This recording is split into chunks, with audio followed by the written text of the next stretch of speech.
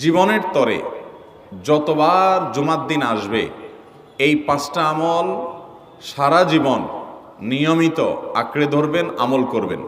যারা নিয়ত করতেছেন হাত তোলেন। আল্লাহ আমাদের সবাইকে আমল করার তৌফিক দান করুন। আল্লাহ আমাদের সবাইকে কবুল আর মঞ্জুর করুন।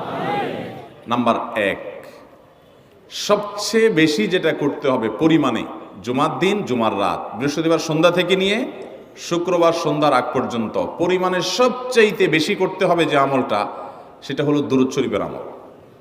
কিসের আমল? ভাইরা, দুরূদ এমন একটা আমল, আপনি যদি শুধু দুরূদের এই আমলটাকে আঁকড়ে ধরেন, সবসময় আপনার মুখ দিয়ে দুরূদ বের হতে থাকে, পড়তে থাকেন, তো নবী করিম সাল্লাল্লাহু আলাইহি সাল্লামের ভাষ্য অনুযায়ী, তার ওয়াদা অনুযায়ী, ইদান তুকফা হাম্মুক ওয়া তুগফার যামবুক, তোমার যত পেরেশানি আছে নবী সাল্লাল্লাহু আলাইহি সাল্লাম বলেছেন, এই সব পেরেশানি দূর করার জন্য এই দুরূদের আমলটা যথেষ্ট হবে ইনশাআল্লাহ। এবং গুনাহ মাফের জন্য এই দুরূদের আমলটা কি হবে? যথেষ্ট হবে। নবী করিম সাল্লাল্লাহু আলাইহি সাল্লাম বলেছেন, মান সাল্লা আলাইয়া মাররাতান সাল্লাল্লাহু আলাইহি আশরা, যে ব্যক্তি আমার প্রতি একবার দুরূদ পাঠ করবে, আল্লাহ রাব্বুল আলামিন তার প্রতি 10 বার রহমত নাজিল করবেন। কয়বার রহমত নাজিল করবেন? আপনার জীবনে 10টি জায়গায় খুব ক্রাইসিসে পড়ে গেছেন, কোনো জটিল সিচুয়েশনে মুখোমুখি হয়ে গেছেন, বিপদের মধ্যে পড়ে গেছেন, ওই জায়গায় আল্লাহর রহমত পাবেন। এরকম একবার দুরূদ পাঠ করবেন হক আদায় করে, যথাযথভাবে মহব্বতের সাথে 10 বার আপনার জীবনে আল্লাহ তাআলা অনুগ্রহ নাজিল করবেন। নবী করিম সাল্লাল্লাহু আলাইহি ওয়াসাল্লাম বলেছেন, আকসিরু আলাইয়া মিনাস সালাতি মিন ইয়াউমিল জুমআতি ওয়া লাইলাতিল জুমআহ, তোমরা জুমার দিন এবং জুমার রাতে আমার প্রতি বেশি বেশি দুরূদ পাঠ করবে, দুরূদ প্রেরণ করবে। ফা ইন্না সালাতাকুম মা'রুদাতুন আলাই, কারণ তোমরা যে দুরূদ পাঠ করো এটা আমার কাছে পেশ করেন আল্লাহর ফেরেশতারা, এবং রীতিমতো নামধাম সহকারে আল্লাহর একদল ফেরেশতা নিয়োজিত আছে। তারা বলেন, আল্লাহ, হে আল্লাহ রাসূল, আপনার অমুক উম্মত, অমুক অনুসারী, আল্লাহর অমুক বান্দা পৃথিবীর অমুক প্রান্ত থেকে, অমুক দেশ থেকে, অমুকের সন্তান, সে আপনার প্রতি দুরূদ পেশ করেছে জুমার দিনে, জুমার রাতে বা অন্য সময়ে। এটা নবী করিম সাল্লাল্লাহু আলাইহি সাল্লামের কাছে রিপোর্ট দেওয়া হয় আল্লাহর নিযুক্ত ফেরেশতাদের মাধ্যমে। আপনি যখন দুরূদ পাঠ করবেন, আপনার ভিতরে এই ফিল হবে যে আমি দুরূদ পাঠ করছি আর আমার নবীর কাছে এটা উপস্থাপিত হচ্ছে আমার নাম ধাম, আমার রিপোর্ট সহকারে। এই জন্য শুক্রবার দিন এবং রাত, অর্থাৎ বৃহস্পতিবার সন্ধ্যা থেকে নিয়ে শুক্রবার সন্ধ্যা পর্যন্ত এই 24 ঘন্টার মধ্যে নবী করিম সাল্লাল্লাহু আলাইহি সাল্লামের ভাষ্য খেয়াল করেন, আকসিরু আলাই। ওলামা একরাম জানেন, নবী আলাইহিস সালাম সাধারণত কোনো আমল পরিমাণে বেশি করতে বলতেন না। পরিমাণে বেশি করতে বলার মতো আমল খুব কম ইসলামে। গোটা কোরআন যদি খোলেন আপনি, পরিমাণে অধিক করতে বলা হয়েছে এরকম আমল খুব বেশি পাবেন না। তোমরা বেশি বেশি করে নামাজ পড়ো, বেশি বেশি করে রোজা রাখো, এরকম কথা কোরআন হাদিসে নাই। অবশ্যই একজন ইমানদার 5 ওয়াক্ত ফরজ নামাজের পাশাপাশি অধিক পরিমাণে নফল নামাজও পড়বেন, সেটা ভিন্ন কথা। কিন্তু কোরআনে বেশি পরিমাণে আল্লাহর জিকির করার কথা বলা হয়েছে। আর নবী করিম সাল্লাল্লাহু আলাইহি সাল্লাম বৃহস্পতিবার সন্ধ্যা শুরু হলে শুক্রবার সন্ধ্যার আগ পর্যন্ত বেশি পরিমাণে করতে বলেছেন যে কাজটা, সেটা হলো দুরূদ শরীফের আমল। দুরূদের এই আমলটা, এটা করার জন্য আল্লাহ তাআলা এমন সহজ করে দিয়েছেন যে ওযুর প্রয়োজন নাই।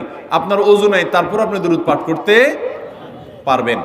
এবং আপনি এই বড় দুরূদ পড়ার মতো সময় নাই, তো আপনি একেবারে সবচেয়ে সংক্ষিপ্ত দুরূদ পড়েন সাল্লাল্লাহু আলাইহি ওয়াসাল্লাম, তাতেও দুরূদ পাঠের সওয়াব পাবেন। চেষ্টা করবো তো ইনশাআল্লাহ।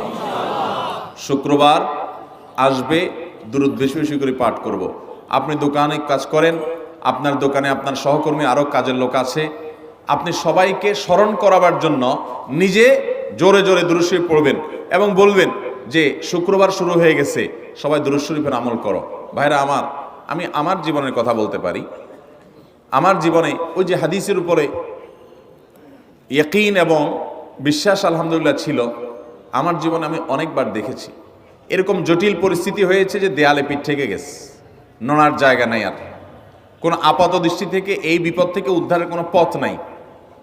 দুরূদ, ইস্তেগফার, দোয়া ইউনুস, এই 3 আমল, পাশাপাশি ইয়াজাল জালাল ওয়াল ইকরাম, এই 4টা জিনিসকে এমনভাবে ধরছে, বিশেষ করে দুরূদ, স্পেশালি সারাক্ষণ দুরূদ। আল্লাহ রাব্বুল আলামিন এমনভাবে সহযোগিতা করেছেন, এমনভাবে উদ্ধার করেছেন যে কল্পনা করলে অবাক লাগে এখন যে এটা কিভাবে সম্ভব। ভাইরা আমার, এক সাহাবী নবী করিম সাল্লাল্লাহু আলাইহি ওয়াসাল্লামের কাছে এসে বলছে, ইয়া রাসূলুল্লাহ, আমি যে দোয়া করি এই দোয়ার মধ্যে আমি নিজের জন্য করব, আমার ছেলে মেয়ের জন্য করব, অনেক কিছু করব, এটা সেটা, রিজিক চাইবো, সুস্থতা চাইবো, অনেক কিছুই তো আল্লাহর কাছে চাইবো। আপনি তো আল্লাহর রাসূল, আপনার জন্য দোয়া করলে আমাদেরই লাভ, একবার দোয়া করলে আল্লাহ 10 বার রহমত নাজিল করবেন, তো আপনার জন্য আমার দোয়ার ভিতরে কত পার্সেন্ট রাখবো? সাহাবী বারবার বিভিন্ন পার্সেন্টেজ বলছিলেন যে 3 ভাগের 1 ভাগ আপনার জন্য রাখি ইয়া রাসূলুল্লাহ, অর্ধেক রাখি, আরো বেশি করে রাখি। তিনি যত বলছেন নবী করিম সাল্লাল্লাহু আলাইহি ওয়াসাল্লাম আরো বাড়ানোর জন্য তাকে উৎসাহ দিচ্ছিলেন। এক পর্যায়ে যখন তিনি বললেন, ইয়া রাসূলুল্লাহ, আমি আমার কোন দোয়ার সবটুকু যখন আপনার জন্য নিবেদন করব, আমি কোন একবার যখন দোয়া করব, দোয়া শুধু আপনার জন্যই করব যখন, অর্থাৎ পিওর দরুদ যখন পড়ব, নিজের জন্য আর কিছু চাইব না, শুধু আপনার জন্যই যদি চাই কোনোবার, তাহলে তখন নবী করিম সাল্লাল্লাহু আলাইহি ওয়াসাল্লাম বলেছেন, ইদান তুকফা হাম্মুক ওয়া তুগফার যামবুক, তাহলে তোমার সকল পেরেশানি থেকে উদ্ধারের জন্য এই দরুদটাই যথেষ্ট হয়ে যাবে, এবং তোমার সকল গুনাহ মাফের জন্য এটা যথেষ্ট হয়ে যাবে। মোহতারাম হাজরিন, দুরুদের আমলটা এত সুন্দর আমল, কিন্তু আবার তাড়াহুড়া করে পড়বেন না, সাল্লাল্লাহু আলাইহি সাল্লাম সাল্লাল্লাহু আলাইহি সাল্লাম সাল্লাল্লাহু আলাইহি সাল্লাম সাল্লাল্লাহু আলাইহি সাল্লাম সংখ্যা বাড়ানোর জন্য হুলস্থুল করে পড়লেন না, মুহাব্বতের সাথে সাল্লাল্লাহু আলাইহি ওয়াসাল্লাম সাল্লাল্লাহু আলাইহি ওয়াসাল্লাম আল্লাহুম্মা সাল্লি আলা মুহাম্মদ, অর্থ বুঝে বুঝে আল্লাহুম্মা সাল্লি আলা মুহাম্মদ মানে কি, আল্লাহ আপনি মুহাম্মদের প্রতি শান্তি বর্ষণ করুন। আরে ভাই, মুহাম্মদ সাল্লাল্লাহু আলাইহি সাল্লামের প্রতি আল্লাহ তাআলা শান্তি এমনি বর্ষণ করবে, আপনি আমি দোয়া করলেও করবে, না করলেও। কিন্তু মাঝখান থেকে আমরা, ভাইরা আমার, কোনো বড় কর্মকর্তার কাছে আপনার কোনো কাজের ঠেকা আছে, কর্মকর্তার ওই ছেলেটার আপনি দেখছেন যে খাচ্ছে না, আপনি যদি বলেন, স্যার ছেলেটা খাচ্ছে না স্যার, একটু ডাক্তার দেখান স্যার, এভাবে তো বাঁচবে না, ওর কষ্ট হচ্ছে স্যার, আপনি বললেও উনি ওনার ছেলের দিকে কেয়ার করবে, কিন্তু আপনি এটা বলার কারণে তার নৈকট্য পাবেন কি পাবেন না, তার সিম্প্যাথি পাবেন কি পাবেন না। আরশ আজিমের মালিক তার হাবিবকে এত মহব্বত করেন, তিনি তার হাবিবের প্রতি এমনিতেই রহমত নাজিল করবেন, তাকে বিভিন্ন মর্যাদা আগে থেকেই দেওয়ার ঘোষণা দিয়ে রাখছেন, কিন্তু আপনি আমি দোয়া করলে আল্লাহ তাআলা তার মাধ্যমে আমাদের ভাগ্যকে সুপ্রসন্ন করে দিবেন। দুরুদের আমলকে জীবনের তরে আঁকড়ে ধরবেন ভাই, শুধুমাত্র জুমার দিন আর জুমার রাত না, সব সময় অধিক পরিমাণে। এরাবিয়ানদের মধ্যে আমলটা খুব বেশি আছে, তাদের দেখবেন তারা দুইটা আমল, মুখে দুইটা আমল, ভালো মন্দ তাদের মধ্যেও আছে, কিন্তু এই দুইটা আমল তাদের মধ্যে খুব ভালো। বেশিরভাগ মানুষই দেখা যায় অবসর সময় আস্তাগফিরুল্লাহ, ইস্তিগফার করছে অথবা দুরুদের আমল করছে। আমাদের অবসর সব সময়গুলো নিয়ে গেছে মোবাইল ফোন। ভাইরা আমার, 4 বছর 5 বছর 6 বছর 7 বছর 10 বছর ধরে মোবাইল টিপতেছেন, ফেসবুক টিপতেছেন, ইউটিউব টিপতেছেন। বুকে হাত দিয়ে আমাকে জবাব দেয়া লাগবে না, নিজের বিবেককে একটু জবাব দেন। এই 10 বছর ফেসবুক, ইউটিউব, টিকটক, হোয়াটসঅ্যাপ টিপে আপনার অর্জন কি হয়েছে একটু হিসাব মিলান। এই যে স্ক্রল করতেছেন আঙ্গুল দিয়া, ঘন্টাকে ঘন্টা এই আঙ্গুল দিয়ে টানছেন টানছেন, নিচের দিকে যাচ্ছেন স্ক্রল করে ফেসবুকে, ইউটিউবে, একের পর এক, আপনার জীবনে অর্জনটা কি হয়েছে বলেন? ভাইরা আমার, এই মোবাইলের নিয়ন্ত্রণ করতে হবে, প্রয়োজনে ব্যবহার করতে হবে, কিন্তু এটাকে অনিয়ন্ত্রিত ব্যবহার করা যাবে না। একেবারে যখন তখন সারাদিন টিপাটিপি করলেন, আজকাল তো পোলাপান টয়লেটে গেলেও নিয়ে যায়। আল্লাহ তাআলা আমাদেরকে এই রোগ থেকে বেঁচে থাকার তৌফিক দান করুন। ভাইরা আমার, জীবনটাকে পরিবর্তন করতে হয়, সারা জীবন তো একরকম থাকলে হবে না। বহুত পাগলামি করেছি, আসুন নিজেকে সংশোধন করি। তাহলে জুমার দিন উপলক্ষে 1 নম্বরের আমল বলেছি, বেশি বেশি কোন আমল করতে হবে?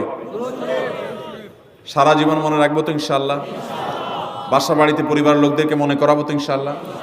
আমি আমার ড্রাইভার থাকুক, আমার ছেলে মেয়ে থাকুক, আমার পরিবারের লোক থাকুক, আমি আমার কথা আপনাদের বলি উৎসাহের জন্য, যে জুমার দিন শুরু হয়ে গেলে আমি, শুধু আমি না, আমার পরিবার অন্যান্যরাও একে অন্যকে আমরা স্মরণ করে দিই। কে কে দুরূদ পড়তে কতবার পড়ছো, কেউ পড়ছে কিনা একবারও, সন্ধ্যা হয়ে গেছে, অনেক হয়ে গেছে, সবাই শুরু করি, আমলটা করবো তো ইনশাআল্লাহ। নাম্বার 1। নাম্বার 2, জুমার দিন উপলক্ষে অন্য যে কোনো দিনের চাইতে জুমার দিন অর্থাৎ শুক্রবারের ফজর নামাজ পুরুষরা মসজিদে জামাতের সাথে পড়বেন, জামাতের সাথে পড়ার নিয়ত করবেন পাক্কা। কারণ অন্য যে কোনো দিনের ফজর নামাজ না, শুধুমাত্র যত নামাজ আছে, নবী করিম সাল্লাল্লাহু আলাইহি সাল্লাম বলেছেন, আফদালুস সালাওয়াতে ইনদাল্লাহ, আল্লাহর কাছে দুনিয়ার সব নামাজের মধ্যে, 5 ওয়াক্ত সাধারণ নামাজগুলোর মধ্যে সবচেয়ে উত্তম নামাজ হলো সলাতুল ফজরে মাআল জামাআতে ইয়াউমাল জুমআহ, জুমার দিন ফজরের নামাজ জামাতের সাথে আদায় করা হলো যত নামাজ আছে এর মধ্যে সবচেয়ে শ্রেষ্ঠ নামাজ। তাহলে জুমার দিনে এই বিষয়টা বিশেষভাবে খেয়াল রাখবো। জুমার দিন ফজর নামাজটা পুরুষরা কোথায় পড়বো, এবং সেটা বৃহস্পতিবার থেকে পরিকল্পনা শুরু করবো যে কালকের ফজর নামাজ যাতে কোনো অবস্থাতে আমার মিস না হয়। আমাদের আখিরাতের ব্যবসা এটা ভাই, আখিরাতের কারেন্সি সংগ্রহ করা। যত খুঁটে খুঁটে ভালো ভালো আমলগুলো করবেন আপনার আমল নামাতে আমল সওয়াব জমা হতে থাকবে। চেষ্টা করবো তো ইনশাআল্লাহ। আমাদেরকে শয়তান অন্যদিন ফজরের নামাজ পড়ার সুযোগ হলেও শয়তান এমনভাবে আমাদেরকে ধোঁকা দেয়, শুক্রবারে ফজরটা পড়াটা সবচেয়ে বেশি কঠিন হয়ে যায়। কেন জানেন? কারণ ইবলিস তো জানে হাদিস আপনি জানেন না, হয়তো অনেকে হয়তো আজকে শুনছেন, আমি কোনো হাদিস না জানতে পারি, ইবলিস ঠিকই জানে যে ফজর নামাজ এই দিন যদিও জামাতের সাথে ফজর পড়ে ফেলায় তাহলে তো ওর আখিরাতের ব্যবসা অনেক দূর আগে যাবে। ওর সাথে তো আমাদের বাবা আদমের সাথে সেই চ্যালেঞ্জ, আদম আলাইহিস সালামকে সেজদা করতে বলা হয়েছে, সে তো করে নাই, তার সৌজন্য বা তার জন্য সেজদা নিবেদন করে নাই। আল্লাহ তাআলা সেজন্য তাকে জান্নাত থেকে বের করে দিয়েছে। তার কারণে এই ইবলিস তখনই আল্লাহর সাথে আল্লাহর সামনেই চ্যালেঞ্জ ছুড়ে দিয়েছে আদম আলাইহিস সালামের সাথে যে লাউ বিয়ান্নাহুম আজমাইন, আমি আদমের সব সন্তানগুলোকে পথহারা করে ছাড়বো, ওদেরকে জান্নাতের পথে চলতে দিব না। এই জন্য আল্লাহ তাআলার কাছে সে কিছু পাওয়ার চাইয়া নিছে। এর ভিতরে একটা হলো কিয়ামত পর্যন্ত হায়াত পাবে, আরেকটা হলো আমাদের রগের সাথে সে মিশতে পারে, রক্ত প্রবাহের সাথে মিশতে পারে, শরীরের মধ্যে প্রভাব সৃষ্টি করতে পারে, আমাদেরকে দুর্বল করতে পারে, মন্দ দিকে টানতে পারে, ভালো কাজ যেন না হয় মনে মনে কুমন্ত্রণা সৃষ্টি করতে পারে। এই পাওয়ার সে নিয়ে এসেছে। এই জন্য তার সাথে আমাদের চ্যালেঞ্জ। সে হাদিস জানে যে জুমার দিন ফজর পড়লে আমাদের অনেক লাভ হয়ে যাবে। এই জন্য সে বৃহস্পতিবার রাতে, অন্য দিন যদি আপনি 10টা 11টা বা 11:30টায় ঘুমান, 12টায় ঘুমান, জুমার দিন অর্থাৎ বৃহস্পতিবার দিবাগত রাতে আইসা ইবলিস বলে, আরে পাগল হইছস, কালকে হলো শুক্রবার, দোকানদারি নাই, ব্যবসা নাই, চাকরি নাই, মহিলাদেরকে বলে কালকে পোলাপানের স্কুল নাই, মাদ্রাসা নাই, আজকে একটু টক শো, মিষ্টি শো, নাটক, সিনেমা, ইউটিউব, ফেসবুক, ওয়াজই শুন অন্তত। শয়তান কি বলে, ঠিক আছে তো যদি এত ফিল্ম দেখতে মনে না চায়, তো যদি মুসলমান হস, নেককার হস, তো ঠিক আছে অমুক হুজুরের ওয়াজ শুন। এই হুজুরের ওয়াজ শোনাত লাগাই দিয়ে রাত 1টা 2টা পর্যন্ত পার করে দিল। এরপরে ফজর নামাজ ওর জামাতের সাথে মিস শেষ। ভাইরা আমার, প্রত্যেক বৃহস্পতিবার আসলে সন্ধ্যার সময় প্রতিজ্ঞা করব, সপ্তাহের অন্য দিন যদি আমার ত্রুটি বিচ্যুতি হয়ও আমি সেটাকে কারেকশন করার চেষ্টা করব, কিন্তু শুক্রবার ফজরটা পুরুষ হিসাবে আমি জামাতের সাথে পড়বই পড়বো। তার জন্য রাতে আগে আগে শোবো, ডাবল ট্রিপল অ্যালার্ম দিয়ে শোবো, অন্য নামাজি বন্ধুকে বলবো ফোন দিয়ে ডেকে দিবি, একে অন্যের সহযোগিতা করব, কিন্তু ফজরের নামাজ জুমার দিন ছাড়বো না ইনশাআল্লাহ। ঠিক আছে তো? কয়টা আমল হলো? 2টা। মনে রাখবেন তো ইনশাআল্লাহ। আগামী বছর তো আমার মাহফিল আমি আর করব না, কিন্তু আগামী বছর যে মাহফিল করবেন সে আলোচককে আমি রিকোয়েস্ট করবো ইনশাআল্লাহ, আয়োজকরা এটার সবক জননায় আগামী বছর দিতে পারবেন তো ইনশাআল্লাহ। আমল যদি করেন তাহলে সবক ঠিকই দিতে পারবেন। ওই যে ভাই সবগুলো শুনে দিছে, কারণ এই আমল করেন। আচ্ছা, 3 নম্বর আমল হলো সূরা কাহাফ পড়বো। কোন সূরা পড়বো? সূরা কাহাফ। যারা কোরআন পড়তে পারেন না তারা শুনবেন, আর যারা পড়তে পারেন তারা নিজে পড়বেন। সূরা কাহাফ যদি জুমার দিন কেউ পড়ে, নবী করিম সাল্লাল্লাহু আলাইহি সাল্লাম বলেছেন এই সূরাটা তার জন্য নূর হবে, নূর, আলো আল্লাহর তরফ থেকে। কিয়ামতের ময়দানে ভয়াবহ গুটগুটে অন্ধকার হবে। কিয়ামতের একটা ভয়াবহ শাস্তি হলো অন্ধকারের শাস্তি। ভাইরা আমার, অন্ধকারের শাস্তি মানে এমন ভয়াবহ অন্ধকার হবে যে দুনিয়ার অন্ধকারের সাথে কোনো তুলনাযোগ্য নয়। সেই ভয়াবহ অন্ধকারে কিছু আমল আছে যে আমলগুলো মানুষের ওই অন্ধকারের মধ্যে আলোর কাজ দিবে। এর মধ্যে একটা হলো অজুর অঙ্গগুলো যদি কেউ ভালো করে অজু করে, সুন্দর করে ডলে ডলে যেন শুকনা না থাকে, উত্তম রূপে যদি অজু করে, কেউ পানি অপচয় না করে, পানি অল্প নয় কিন্তু ডলে বেশি, সুন্দর করে যদি কেউ অজু করে, এই অজুর অঙ্গগুলো কিয়ামতের ময়দানে উজ্জ্বল হয়ে জলজল করে জ্বলতে থাকে এবং তার জন্য আলোর কাজ দেয়। সবাই যখন অন্ধকারের আযাবের মধ্যে নিমজ্জিত থাকে, হাউতাশ করে, তখন এই ব্যক্তির এই আমলটা তার আলো ভূমিকা আসে। আর আরেকটা হলো এই সূরা কাহাফ। অন্য অনেক উলামা ইকরাম বলেছেন এর ব্যাখ্যা হলো সূরা কাহাফ যদি কেউ এক বৃহস্পতিবারে পড়ে, পরের বৃহস্পতিবার পর্যন্ত, এক শুক্রবারে যদি পড়ে, পরের শুক্রবার আগ পর্যন্ত পুরো সপ্তাহব্যাপী তার ভিতরে নূর, ঈমানের নূর, তাকওয়ার নূর, ইলমের নূর, আমলের নূর, ভালো মানুষ হওয়ার নূর তার ভিতরে আল্লাহ তাআলা সৃষ্টি করে দিবেন। এই জন্য জুমার দিন সূরা কাহাফ পড়বো তো ইনশাআল্লাহ। আলহামদুলিল্লাহ। ভাই, আপনাদেরকে যে আমলগুলো করছি এগুলো আমি আমার পরিবার সদস্য, পরিচিত, সহকর্মী, আমি চেষ্টা করি সবাইকে স্মরণ করানোর এবং আমল করার চেষ্টা করি। আপনাদেরকেও বলছি ভাই, জুমার দিন যেহেতু, অতএব আজকে জুমার দিন উপলক্ষে বলে যাচ্ছি, জুমার দিনের এই 14-15টা আমলের মধ্যে সামারি করে আমি 5টা আমল করে দিচ্ছি, যে এগুলোর গুরুত্ব অনেক বেশি অন্য অনেকগুলো চাইতে, এগুলো বিশেষভাবে করব।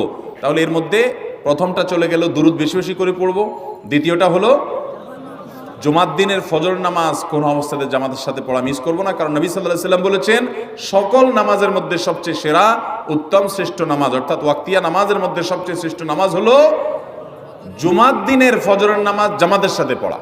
তাহলে মহিলারা কি করবে? মহিলারা পুরুষদেরকে উঠায় উঠায় মসজিদে পাঠিয়ে দিবে এবং সহযোগিতা করবে, তাহলে তার মাধ্যমে তারাও একই সওয়াব পেয়ে যাবে। আর 3 নম্বর আমলে বলেছিলাম সূরা কাহফ, এটা নারী পুরুষ সবাই করবে বেশি বেশি করে, ঠিক আছে তো ইনশাআল্লাহ?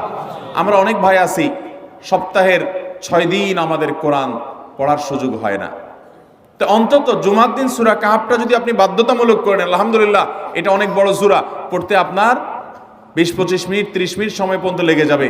আপনি আধা ঘন্টা সময় ধরে যদি আস্তে আস্তে সুন্দর করে পড়েন, তো সপ্তাহে একবার অন্তত কোরআনের সাথে আপনি সময় দিলেন।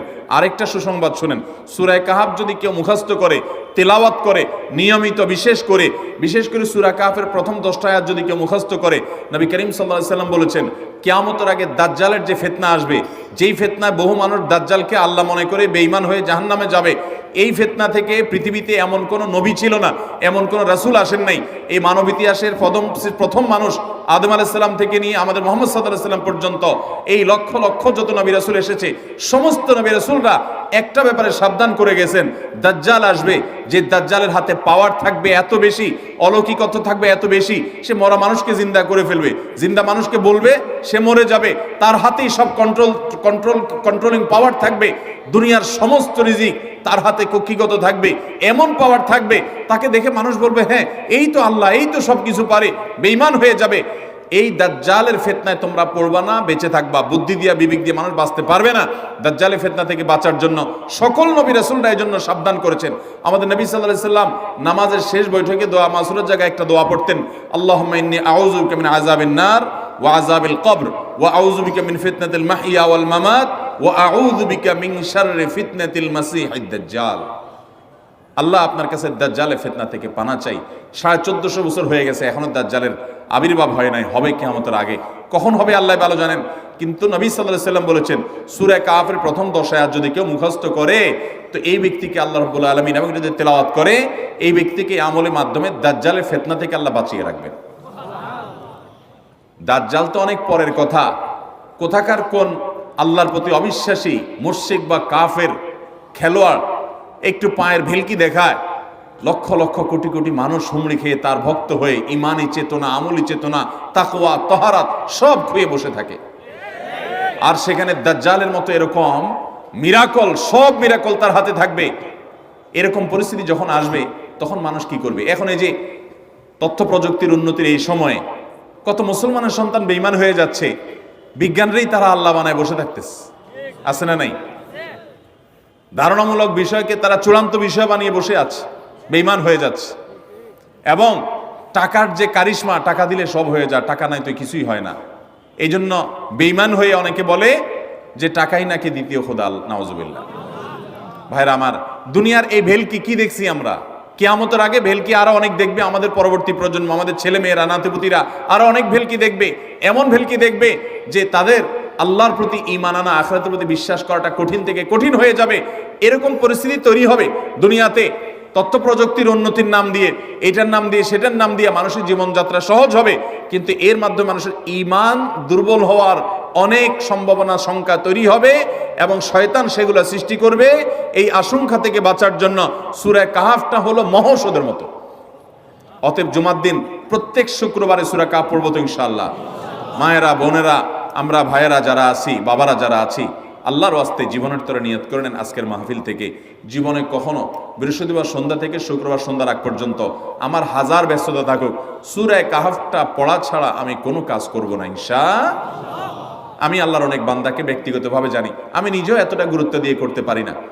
অনেক বড় সরকারি কর্মকর্তা, অনেক বড় পদের নাম আমি বলবো না, আমাকে বলে ভাই আমি মাগরিবের পর, ব্যক্তিগতভাবে আমি জানি উনি খুব সৎ মানুষ, সব মানুষ একরকম হয় না, সৎ মানুষ। উনি বললেন, ভাই মাগরিবের পরে আমার ফ্যামিলির সব বাচ্চা কাচ্চা সবাইকে আমি বলি, আমি ব্যস্ত থাকলেও বলি যে মাগরিবের পরে আগে সবাই সূরা কাহফটা পড়ে ফেলো, এরপর অন্য সব আমল। আমরাও চেষ্টা করবো না ইনশাআল্লাহ? কয়টা আমল গেল? 3টা, আর 2টা আছে। 4 নম্বর আমল হলো, দুনিয়াতে যত ফজিলতপূর্ণ আমল আছে এর মধ্যে সবচেয়ে বেশি ফজিলতপূর্ণ আমল এটা। খুব সহজ আমলটা, খুব সহজ, প্রত্যেক শুক্রবার আমরা এটা করতে পারি।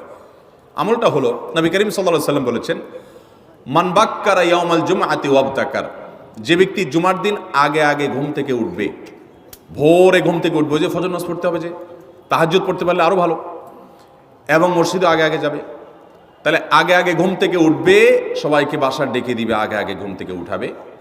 ওয়াগাসসালা ওয়াগতাসাল, ফরজ গোসল হলে ফরজ গোসল করবে, উত্তম রূপে গোসল করবে, ভালো করে গোসল করবে জুমার দিন। ওয়ামাশা ওয়ালাম ইয়ারকাব, জুমার নামাজের জন্য পায়ে হেঁটে মসজিদে যাবে, বাহনে চড়বে না। কেউ যদি মাজুর হয় সে বাহনে চড়লেও চলবে, কিন্তু সাধারণ যারা সুস্থ আছেন পায়ে হেঁটে মসজিদে যাবেন, বাহনে চড়লেন না। জুমার দিনের কথা, জুমার নামাজের কথা।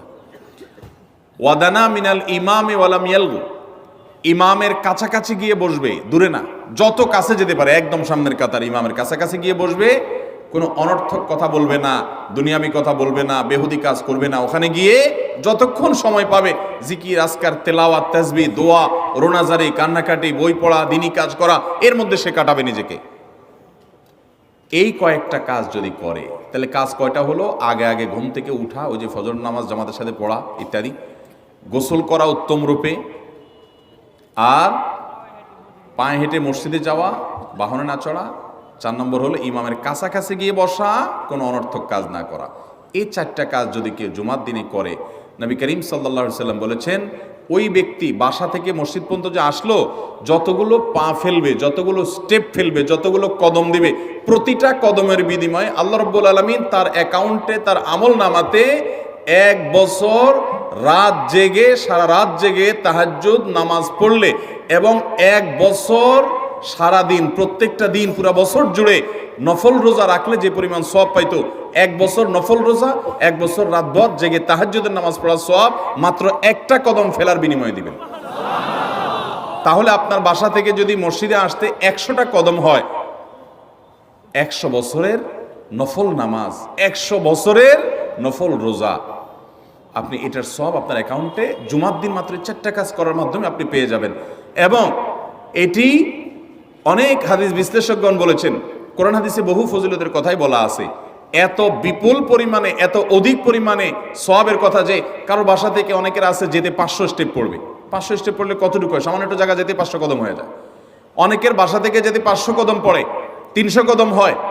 তো সে এই 500 বছর নফল নামাজ, নফল রোজা, রাত ভর দিনভর করার সওয়াব, কন্টিনিউয়াসলি করার সওয়াব মাত্র এই মসজিদে গেল আসলো, এই 4টা শর্ত পূরণ করে সেটা সওয়াবটা পেতে পারে। যদি সপ্তাহে 4 জমা হয় তাহলে 4 বার 500 করে যদি হলো 2000 বছর, এভাবে তার আমল আমাদের সওয়াবের পাহাড় সে জমা করতে পারে শুক্রবারের ছোট্ট আমলটার মাধ্যমে। চেষ্টা করবো না ইনশাআল্লাহ? আমি দেশে বিদেশে অনেক আল্লাহর বান্দাকে আমি শুনেছি, এই হাদিস আমি যেদিন থেকে জেনেছি, আমি চেষ্টা করেছি এটার আমল, এটার প্রচার মানুষের মধ্যে ছড়ানোর। আমি যখন সৌদি আরবে আজ থেকে আর অনেক বছর আগে, তখন কোনো এক বক্তব্যে আমি আমলের কথা বলেছি। আমার অনেক ভাইয়েরা দেশে বিদেশে দেখে বলছেন, ভাই আমলটা শুরু করেছি, আমার কাছে ভালো লাগে, আপনারাও আমলটা করবেন, অন্য আরেকজনকে শিখাবেন এবং দাওয়াত দিবেন। ঠিক আছে তো ইনশাআল্লাহ? তাহলে কয়টা আমল গেল? 4টা। 1 নম্বর গেছে বেশি বেশি দুরূদ পাঠ করা, 2 নম্বর হলো জুমার দিনে ফজর নামাজ জামাতের সাথে পুরুষরা পড়া, 3 নম্বর হলো সূরা কাহাফ পড়া, তেলাওয়াত করা, আর 4 নম্বর হলো এই 4 শর্ত পূরণ করে মসজিদে আগে আগে গিয়ে সুন্দর করে খুতবা শুনে চলে আসা, কোনো কথাবার্তা, খুতবা চলাকালীন সময় কোনো কথাবার্তা, অনর্থক কাজ না করা। 5 নম্বর এবং সর্বশেষ আমল হলো, জুমার দিনে একটা সময় আছে দোয়া কবুল হয়। দোয়া কবুলের যে সময়গুলো আছে এর ভিতরে অত্যন্ত ইম্পর্টেন্ট একটা সময় হলো জুমার দিন। শুক্রবারের একটা সময় সম্পর্কে নবী সাল্লাল্লাহু আলাইহি ওয়াসাল্লাম বলেছেন যে একটা সময় আছে শুক্রবারের, এই সময়ে বান্দা কোনো দোয়া করলে আল্লাহ তাআলা ফিরিয়ে দেন না, কবুল করেন। কিন্তু সময়টা যে ঠিক কখন, এটা হাদিসে নবী সাল্লাল্লাহু আলাইহি ওয়াসাল্লাম বলেন না, যাতে করে হয়তো আমরা সারা দিনেরই কম বেশি দোয়ার চেষ্টা করি। এই বিষয়ে মুহাদ্দিসগণ, হাদিস বিশ্লেষকগণ, পণ্ডিত ওলামা একরামগণ হাদিসের বিভিন্ন আকার ইঙ্গিতকে গবেষণা করে, অ্যানালাইসিস করে এক একজন এক এক সময়ের কথা বলেছেন। তবে বেশিরভাগ ইমাম, বেশিরভাগ পণ্ডিত ওলামায়ে কেরাম, বেশিরভাগ আপনার ইসলামিক স্কলারগণের বক্তব্য হলো যে এই সময়টা হলো জুমার দিনের শেষ প্রহর, আসরের পর থেকে নিয়ে সূর্য ওঠার আগ পর্যন্ত এই সময়টা। অতএব আমরা জুমার দিনের 5 নম্বর আমল হলো বেশি বেশি করে সারাদিনই কম বেশি দোয়া করব। দোয়ার জন্য সবসময় হাত তোলাও জরুরি না, যদিও সাধারণ অবস্থায় দোয়ার জন্য হাত তোলা আদব, কিন্তু আপনি চলতে ফিরতে, উঠতে বসতে, কাজের ফাঁকে আপনি আল্লাহর কাছে মনে মনে দোয়া নিবেদন করবেন। অনেক চাওয়া আমাদের কাছে, আমাদের আল্লাহর কাছে আছে। ভাইরা আমার, নবী রাসূলুল্লাহ সাল্লাল্লাহু আলাইহি ওয়াসাল্লাম বলেছেন কারোর পায়ের জুতার ফিতাটা ছিঁড়ে গেছে হাঁটার সময়, এটার এমন কি লাগালে ঠিক হয়ে যাবে, কিন্তু একজন ইমানদার ওইটার জন্য সে আল্লাহর কাছে সাহায্য চাইবে, আল্লাহ এটাও একটা বিপদ, একটা ছোট বিপদ থেকে অনেক কিছু ঘটে যায়, আপনি আমাকে উদ্ধার করেন। সে সবসময় আল্লাহর দিকে মনোনিবেশ করবে। নবী করিম সাল্লাল্লাহু আলাইহি ওয়াসাল্লামের পুরো জীবনকে যদি আপনি অ্যানালাইসিস করেন, আপনি অবাক হয়ে যাবেন। একটা বই আছে বাংলায়, বান্দার ডাকে আল্লাহর সাড়া, এটা বাংলা অনুবাদিত নাম। এই বইয়ের লেখক হলেন হিসনুল মুসলিমের যে রচয়িতা উনি শেখ সাঈদ আল গাহতানি রহমতুল্লাহ আলাই। ওনার সোহবতে যাওয়ার, ওনার সান্নিধ্যে থাকার, একাধিকবার খুব কাছাকাছি বসার সুযোগ আমার হয়েছে। সৌদি আরবের একজন বড় আলেম ছিলেন, দুনিয়া থেকে চলে গেছেন।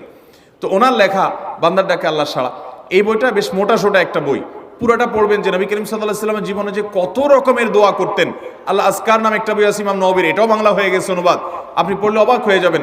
ডক্টর খন্দকার আব্দুল্লাহ জাহাঙ্গীর রাহমাতুল্লাহ রাহে বেলায়েত একটা বই আছে দোয়া এবং জিকিরের, আপনি অবাক হবেন যে কি পরিমাণ দোয়া এবং জিকির নবী সাল্লাল্লাহু আলাইহি ওয়াসাল্লাম জীবনে পড়তেন। ঘুম থেকে উঠার সময় দোয়া আছে না নাই? এরপরে ঘুম থেকে উঠে যখন আপনি বাথরুমে যাবেন দোয়া আছে না নাই? আবার টয়লেটে গেলেন, টয়লেট সেরে আসলেন, আপনি ওযু করবেন, ওযুর জন্য দোয়া আছে না নাই? বিসমিল্লাহ। এরপরে ওযু শেষ করলেন, কালিমায়ে শাহাদাত আছে না নাই?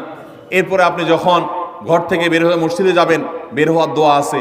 বের হয়ে আপনি মসজিদে যাচ্ছেন, যাই পথে পড়ার আলাদা দোয়া আছে। এরপরে আপনি মসজিদে প্রবেশ করবেন, তার জন্য দোয়া আছে। মসজিদে ঢুকার পরে মসজিদে ঢুকার নামাজ আছে।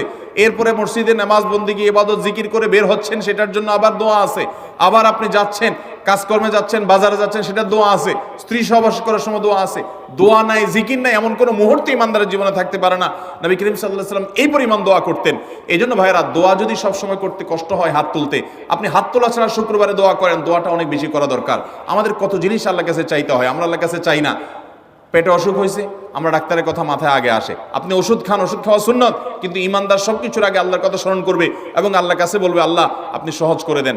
আপনার অসুখ হয়েছে, সবকিছুর আগে নাপার কথা মনে আসে, আরে ভাই প্যারাসিটামলের কথা মনে আসে, এটা দোষের না, কিন্তু আপনার মনে আগে আসতে হবে যে নবী সাল্লাল্লাহু আলাইহি ওয়াসাল্লাম দোয়া শিক্ষা দিয়েছেন, যদি কেউ ব্যথার জায়গায় হাত দেয় এবং পরে আউযু বিইজ্জাতিল্লাহি ওয়া কুদরাতিহি মিন শাররি মা আজিদু ওয়া হাজির, আল্লাহ রাব্বুল আলামিন তার ব্যথা দূর করে দিবেন। এক সাহাবী এই হাদিসের উপর আমল করে তৎক্ষণাৎ তার ব্যথা দূর করেছেন। শুধু ইয়াকিনের অভাব, শুধু বিশ্বাসের অভাব, ঈমানের অভাব। তাহলে আমাদের আল্লাহর দিকে মনোনিবেশ করতে হবে দোয়ার জন্য বেশি বেশি। তাহলে শুক্রবারে 5 নম্বর আমল হলো বেশি বেশি কি করবো ইনশাআল্লাহ? দোয়া, বেশি বেশি দোয়া করবেন, উঠতে বসতে চলতে ফিরতে। বিশেষভাবে সূর্য ডুবার আগের যে সময়টা শুক্রবার, অর্থাৎ দিনের শেষ সময়টা, বিশেষভাবে আল্লাহ তাআলার কাছে দোয়া করব। ঠিক আছে তো ইনশাআল্লাহ? কয়টা আমল বললাম? 5টা আমল। 1, বেশি বেশি দুরুদ। 2, ফজর নামাজ জামাতের সাথে পড়া পুরুষরা, মহিলারা অক্তমতো পড়বেন, পুরুষদেরকে পাঠিয়ে দিবেন মসজিদে। 3, সূরা কাফ পড়বেন। 4, আগে ঘুম থেকে উঠে উত্তম রূপে গোসল করে মসজিদে আগে আগে গিয়ে পায়ে হেঁটে গিয়ে সামনে ইমাম সাহেবের কাছাকাছি গিয়ে বসা, অনর্থক কথা কাজ না করা, তেলাওয়াত জিকির আজকারে মশগুল থেকে নামাজটা পড়ে বের হয়ে আসা, এই কাজ। নাম্বার 5, দোয়া করা, বিশেষ করে দিনের শেষ প্রহরে। আমল করবো তো ইনশাআল্লাহ? মনে থাকবো তো ইনশাআল্লাহ? আমরা প্রয়োজনে বাসায় গিয়ে একটা কাগজে নোট করে ফেলবো, লিখে ফেলবো, লিখে এরপরে ওয়ালে টাঙ্গায় দিবেন বাসায় যে জুমার দিন এই 5 কাজ আমি ছাড়বো না। আপনি যদি মনেও না থাকে, আপনার যদি ভুলেও যান, আপনি এই কাগজ আপনাকে মনে করাবে ইনশাআল্লাহ।